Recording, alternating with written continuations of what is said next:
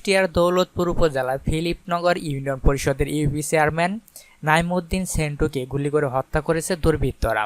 সোমবার বেলা 11টার দিকে ইউনিয়ন পরিষদ ভবনের নিজ অফিসে বসা অবস্থায় পেছন দিক থেকে একাধিক গুলি ছুড়ে এতে ঘটনাস্থলেই নিহত হন তিনি। দৌলতপুর থানার ভারপ্রাপ্ত কর্মকর্তা মাহবুবুর রহমান বিষয়টি নিশ্চিত করেছেন। তবে ঠিক কী কারণে এই হত্যাকাণ্ড ঘটেছে সে বিষয়ে তাৎক্ষণিক কিছু বলতে পারেননি পুলিশ।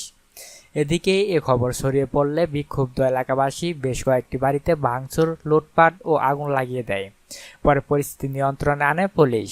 নিহত চেয়ারম্যানের বোন সানোয়ারা খাতুন বলেন, এলাকায় কারোর সঙ্গেই ভাইয়ের কোনো শত্রুতা ছিল না।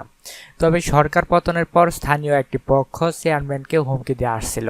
অতিরিক্ত পুলিশ সুপার মিরপুর ইবি সার্কেল আব্দুল খালেক জানান, ফিলিপনগর ইউপি চেয়ারম্যান নিজ কার্যালয়ে দুর্বৃত্তদের ছোড়াগুলিতে নিহত হয়েছেন। এই খবর ছড়িয়ে পড়লে স্থানীয়দের মধ্যে উত্তেজনার সংবাদ পেয়ে ঘটনাস্থলে পুলিশ পাঠানো হয়। পরে পরিস্থিতি নিয়ন্ত্রণে আনে পুলিশ। জানা যায়, নাইমুদ্দিন সেন্টু এক সময় বিএনপির রাজনীতিতে সক্রিয় থাকলেও দীর্ঘদিন ধরে দলীয় কোনো কর্মকাণ্ডের সঙ্গে যুক্ত ছিলেন না। বিগত ইউনিয়ন পরিষদ নির্বাচনে তিনি স্বতন্ত্র প্রার্থী হিসেবে চেয়ারম্যান নির্বাচিত হন। এ সময় তাকে আওয়ামী লীগ নেতাদের সঙ্গে চলাফেরা করতে দেখা যায়। এর আগেও তিনি এই ইউনিয়ন পরিষদে চেয়ারম্যান নির্বাচিত হয়েছিলেন।